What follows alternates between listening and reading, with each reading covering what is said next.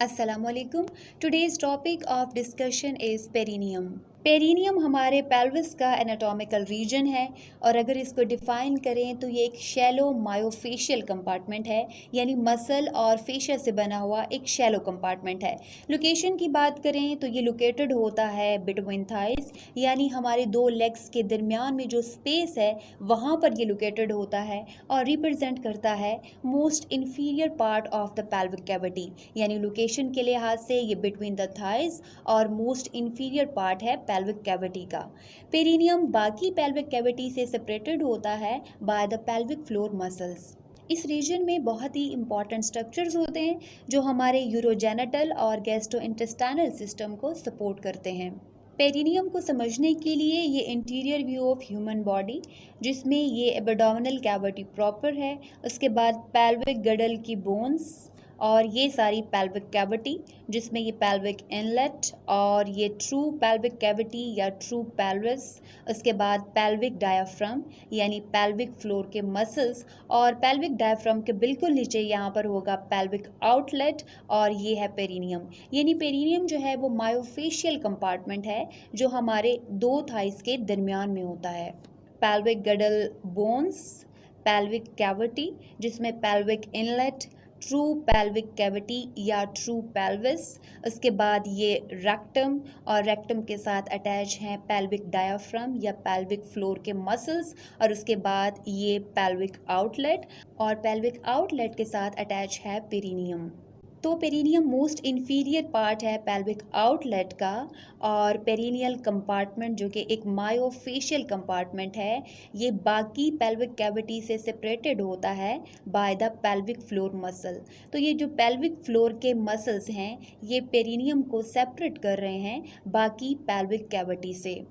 Shape के लिहाज से देखें तो पेरिनियम एक डायमंड शेप एरिया है, लेकिन जब हम अपनी एनाटॉमिकल पोजीशन में होते हैं तो ये एक नैरो रीजन होता है between the proximal parts of thigh, लेकिन जैसे ही हम अपने लोअर लिम्ब को अबडक्ट करते हैं तो ये डायमंड शेप एरिया हमें कुछ इस तरह नज़र आता है। ये फीमेल पेरिनियम है जो कि एक डायमंड शेप एरिया है बिटवीन थाइस और जब हम लोअर लिम्ब को एक्सटेंड करते हैं तो ये हमें डायमंड शेप नज़र आता है और जब हम एनाटॉमिकल पोजीशन में होते हैं या अपने लोअर लिम्ब को एडक्ट करते हैं तो ये नैरो रीजन हो जाता है। अब ये diamond shape area perineum located होता है बिटवीन थाइस और मोस्ट इन्फीरियर पार्ट है हमारे पेल्विक आउटलेट का। ये मेल पेरिनियम है और ये फीमेल पेरिनियम है। मेल और फीमेल पेरिनियम दोनों ही डायमंड शेप स्ट्रक्चर हैं।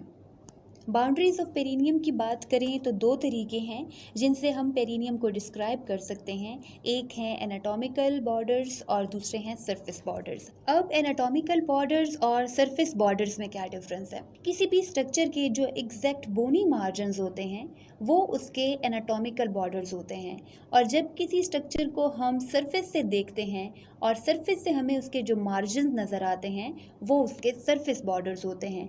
अब जो एनाटॉमिकल बॉर्डर्स ऑफ पेरिनियम हैं वो दोनों जेंडर में सेम हैं, लेकिन जो सरफेस बॉर्डर्स हैं पेरिनियम के वो मेल और फीमेल दोनों में डिफरेंट हैं। एनाटॉमिकल बॉर्डर्स को समझने के लिए ये पेल्विक गडल और पेल्विक गडल के अंदर ये पेरिनियम लोकेटेड है जो कि मोस्ट इन्फीरियर पार्ट है हमारे पेल्विक आउटलेट का और पेल्विक गडल में ये प्यूबिक सिम्फिसिस है, ये इस्कियो प्यूबिक रेमाई, उसके बाद यहाँ पे सैक्रोट्यूबरस लिगामेंट अटैच होता है और ये टिप ऑफ कॉकेक्स है। तो एनाटॉमिकल बॉर्डर्स में डायमंड शेप पेरिनियम के 4 बॉर्डर्स हैं, इंटीरियर, पोस्टीरियर या इंफीरियर और 2 लैटरल बॉर्डर्स।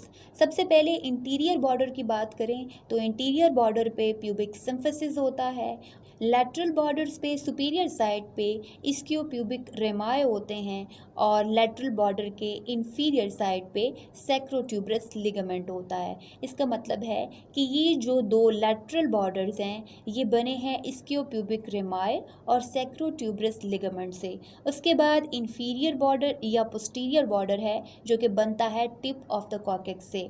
ये एनाटॉमिकल बॉर्डर्स हैं जो दोनों जेंडर्स में सेम हैं। उसके बाद सरफेस बॉर्डर्स की बात करते हैं। सरफेस पेरिनियम के लिए ये फीमेल पेरिनियम है, जिसमें इंटीरियर बॉर्डर बना रहा है मॉन्स प्यूबिस, लैटरल बॉर्डर्स बना रहे हैं medial surface of the thigh, और इंफीरियर या पोस्टीरियर बॉर्डर बना रहे हैं इंटरग्लूटियल क्लेफ्ट। फीमेल पेरिनियम जो कि एक डायमंड शेप स्ट्रक्चर है, और फीमेल पेरिनियम का जो इंटीरियर बॉर्डर है वो बनाता है मॉन्स प्यूबिस।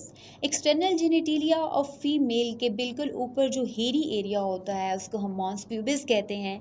तो interior border of female perineum बनाएगा मॉन्स प्यूबिस, और पोस्टीरियर या inferior border of female perineum बना है ग्लूटियल फोल्ड से, और ग्लूटियल फोल्ड्स के दरमियान में होता है ग्लूटियल क्लेफ्ट या इंटरग्लूटियल लाइन भी कहते हैं उसको। ये बनाता है उसका इंफीरियर बॉर्डर। और उसके बाद लैटरल बॉर्डर्स की बात करें तो लैटरल बॉर्डर बना रहे हैं medial surface of the thigh. इसका मतलब ये है कि एनाटॉमिकल बॉर्डर की तरह फीमेल पेरिनियम के 4 ही सरफेस बॉर्डर हैं, इंटीरियरली मॉन्स प्यूबिस, पोस्टीरियरली या इंफीरियरली इंटरग्लूटियल क्लेफ्ट, और laterally medial surface of the thigh. उसके बाद मेल पेरिनियम की बात करें तो ये मेल पेरिनियम जो कि एक डायमंड शेप स्ट्रक्चर है, जो शुरू हो रहा है base of the external genitalia of male से और एंड हो रहा है एनस पर। अगर हम इसके सरफेस बॉर्डर्स देखें तो इसके भी एनाटॉमिकल बॉर्डर्स की तरह 4 ही सरफेस बॉर्डर्स होंगे, जिसमें जो इंटीरियर बॉर्डर है वो बना रहा है base of external genitalia of male, और पोस्टीरियर बॉर्डर है इंटरग्लूटियल लाइन या इंटरग्लूटियल क्लेफ्ट। और अगर हम लैटरल बॉर्डर्स को देखें तो लैटरल बॉर्डर बन रहा है medial surface of the thigh. तो ये मेल पेरिनियम के सरफेस बॉर्डर्स हैं, और एनाटॉमिकल बॉर्डर्स जो होंगे वो दोनों जेंडर्स में एक तरह के होंगे, लेकिन जो सरफेस बॉर्डर्स हैं वो दोनों जेंडर में डिफरेंट होंगे। सरफेस बॉर्डर ऑफ पेरिनियम हमें तब नज़र आएंगे जब लोअर लिम्ब अबडक्टेड पोजीशन में होगा, तभी हमें डायमंड शेप एरिया नज़र आएगा और हमें सरफेस बॉर्डर्स नज़र आएंगे, जिसमें इंटीरियर, पोस्टीरियर या इंफीरियर बॉर्डर्स हैं और 2 लैटरल बॉर्डर्स हैं। एनाटॉमिकल बॉर्डर्स की बात करें तो इंटीरियर साइड पे वही प्यूबिक सिम्फिसिस, पोस्टीरियर साइड पे टिप ऑफ द कॉर्टेक्स, और लैटरल साइड पे जो है वो इंफीरियर प्यूबिक रिमाए होंगे और स्केल रिमाए होंगे, और साथ में सैक्रोट्यूबरस लिगामेंट। अगर रूफ की बात करें तो रूफ ऑफ पेरिनियम बना रहे हैं पेल्विक फ्लोर मसल्स, और बेस ऑफ पेरिनियम बना रहे हैं skin and fascia of pelvic cavity. उसके बाद है sub division of perineum. Perineum को हम फर्दर सब डिवाइड कर देते हैं 2 एरियाज में, और इसकी सब डिवीजन हम ऐसे करते हैं कि एक थ्योरेटिकल लाइन ड्रॉ करते हैं जो कि एक ट्रांसवर्स लाइन होती है, और ये लाइन हम स्केल ट्यूबरोसिटी के दरमियान में ड्रॉ करते हैं, जिसकी वजह से पेरिनियम डिवाइड हो जाती है 2 ट्रायंगल्स में। पेरिनियम की सब डिवीजन को समझने के लिए ये डायमंड शेप एरिया पेरिनियम और ये प्यूबिक सिम्फिसिस जो इंटीरियर एनाटॉमिकल बॉर्डर बना रहा है, ये कॉकेक्स जो पोस्टीरियर या इंफीरियर एनाटॉमिकल बॉर्डर बना रहे हैं, और उसके बाद ये इस्कियो प्यूबिक रेमाए हैं जो लैटरल बॉर्डर्स बना रहे हैं, और साथ में ये सैक्रोट्यूबरस लिगामेंट है, ये भी लैटरल बॉर्डर्स बना रहे हैं पेरिनियम के। अब पेरिनियम को सब डिवाइड हम ऐसे करते हैं कि एक थ्योरेटिकल या इमेजिनरी लाइन ड्रॉ करते हैं, और ये लाइन ट्रांसवर्स लाइन होती है। ये लाइन हम ड्रॉ करते हैं बिटवीन द स्केल ट्यूबरोसिटी, और ये स्केल ट्यूबरोसिटी हैं, इनके दरमियान में हम एक ट्रांसवर्स लाइन ड्रॉ करते हैं, और ये जो ट्रांसवर्स इमेजिनरी लाइन है ये फर्दर सब डिवाइड कर देती है इस डायमंड शेप पेरिनियम को 2 ट्रायंगल्स में, ये सुपीरियर ट्रायंगल और ये इंफीरियर ट्रायंगल। सुपीरियर ट्रायंगल को हम यूरोजेनिटल ट्रायंगल कहते हैं, और इंफीरियर ट्रायंगल को एनल ट्रायंगल कहते हैं। और यूरोजेनिटल ट्रायंगल में होते हैं इंफीरियर पार्ट ऑफ यूरीथ्रा और external genitalia of male and female, और उसके बाद एनल ट्रायंगल की बात करें तो एनल ट्रायंगल में lower portion of anal canal और एनस होते हैं। उसके बाद कंटेंट्स ऑफ पेरिनियम। पेरिनियम में बहुत ही इंपॉर्टेंट स्ट्रक्चर मौजूद होते हैं जो हमारे यूरोजेनिटल और गैस्ट्रोइंटेस्टाइनल सिस्टम को सपोर्ट करते हैं। पेरिनियम में लोकेटेड होते हैं lower end of urethra, lower end of anal canal, external urethral sphincter, external anal sphincter, external genitalia of male and female, perineal body, perineal membrane और anococcygeal body. Lower end of urethra, anal canal, urethral sphincter और और external genitalia of male और female, ये सारे वो structure हैं जो हम पेल्विस में पढ़ चुके हैं। लेकिन पेरिनियल बॉडी, पेरिनियल मेम्ब्रेन और एनोकॉक्सिजियल बॉडी, ये वो स्ट्रक्चर हैं जिनके बारे में आप नहीं जानते। तो इनको एक्सप्लोर करने की कोशिश करते हैं कि ये कहाँ पे लोकेटेड होते हैं और इनका क्या फंक्शन है। पेरिनियल बॉडी, पेरिनियल मेम्ब्रेन और एनोकॉक्सिजियल बॉडी को समझने के लिए ये diamond shape perineum, anterior border pubic symphysis, posterior border coccyx, lateral border ischiopubic ramus और sacrotuberous ligament, imaginary transverse line जो डिवाइड कर रही है डायमंड शेप पेरिनियम को दो ट्रायंगल्स में, यूरोजेनिटल ट्रायंगल और एनल ट्रायंगल। ये mid line of the perineum और ये ट्रांसवर्स इमेजिनरी लाइन, ये anal triangle of the perineum जिसमें लोकेटेड होती हैं perineal body, external anal sphincter और एनोकॉक्सिजियल बॉडी। पेरिनियल मेम्ब्रेन को डिस्कस करें तो ये फेशिया से बनी हुई एक मेम्ब्रेन है जो यहाँ पर आपको ग्रीन कलर में नज़र आ रही है, और ये थिन ट्रायंगुलर और हॉरिजॉन्टल लेयर है फेशिया की जो पेरिनियम के अराउंड होती है। और इसका फंक्शन ये है कि ये यूरोजेनिटल ट्रायंगल को फर्दर सब डिवाइड कर देती है। ये जो है वो ट्रांसफर्स हमारी इमेजिनरी लाइन थी और उस लाइन के ऊपर जो ट्रायंगुलर थी, सुपीरियर ट्रायंगुलर यूरोजेनिटल ट्रायंगल थी, तो ये पेरिनियल मेम्ब्रेन यूरोजेनिटल ट्रायंगल को फर्दर डिवाइड कर देती है, यूरोजेनिटल ट्रायंगल के दरमियान में से गुजरती है और उसको फर्दर डिवाइड कर देती है सुपरफिशियल और डीप पाउच में। और उसके बाद एनल ट्रायंगल, और एनल ट्रायंगल में लोकेटेड होती है पेरिनियल बॉडी।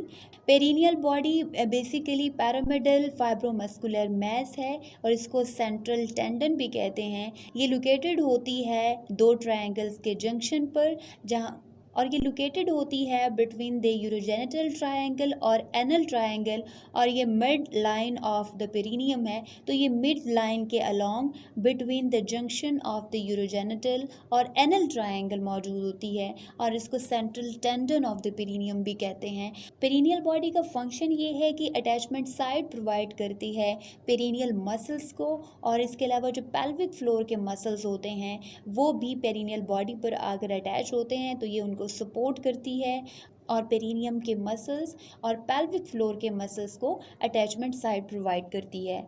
उसके बाद है एनोकॉक्सिजियल बॉडी। एनोकॉक्सिजियल बॉडी एक फाइब्रस पॉइंट है, और ये जो फाइब्रस पॉइंट है ये उस वक्त बनता है जब ऑपोजिट साइड के लेवेटर एनाई मसल्स के फाइबर्स कन्वर्ज होते हैं, यानी कि इस साइड के लेवेटर एनाई मसल और इस साइड के जो लेवेटर एनाई मसल्स होते हैं और एक्सटर्नल एनल स्फिंक्टर के जो मसल्स होते हैं जहाँ पर वो इकट्ठे होते हैं, जमा होते हैं, उनके फाइबर्स की जहाँ पे कन्वर्जेंस होती है तो एक फाइब्रस पॉइंट बन जाता है जिसको हम एनोकॉक्सिजियल बॉडी कहते हैं। तो पेरिनियल मेम्ब्रेन एक फेशियल मेम्ब्रेन है जो कि पेरिनियल स्ट्रक्चर के अराउंड होती है, और एनल कैनाल में मिड लाइन के अलोंग पेरिनियल बॉडी और एनोकॉक्सिजियल बॉडी होते हैं। पेरिनियल बॉडी सेंट्रल टेंडन है जो कि पेरिनियम के मसल्स और पेल्विक फ्लोर के मसल्स को अटैचमेंट साइड प्रोवाइड करता है, उनको प्रोटेक्ट करता है। और उसके बाद जो एनोकॉक्सिजियल बॉडी है वो एक फाइब्रस पॉइंट है जो डिफरेंट मसल्स के फाइबर्स की कन्वर्जेंस की वजह से बनता है। पेरिनियल मेम्ब्रेन जो कि थिन ट्रायंगुलर हॉरिजॉन्टल मेम्ब्रेन थी और ये डिवाइड करी थी यूरोजेनिटल ट्रायंगल को सुपरफिशियल और डीप पेरिनियल पाउचेस में। उसके बाद पेरिनियल बॉडी जो कि सेंट्रल टेंडन है पेरिनियम का, और ये अटैचमेंट साइड प्रोवाइड करता है मसल्स को, और मेल और फीमेल दोनों में प्रेजेंट होता है। और एनोकॉक्सिजियल बॉडी जो कि फाइब्रस पॉइंट है in the mid line of the perineum, और बनता कैसे है कि एक्सटर्नल स्फिंक्टर के मसल्स और लेवेटर एनाई मसल्स के फाइबर्स जहाँ पे कन्वर्ज होते हैं, जहाँ पे जमा होते हैं, इकट्ठे होते हैं, तो वहाँ पर एनोकॉक्सिजियल बॉडी बनती है। तो ये था पेरिनियम का एक छोटा सा इंट्रोडक्शन। आई होप कि ये एक्सप्लेनेशन आपके लिए हेल्पफुल होगी।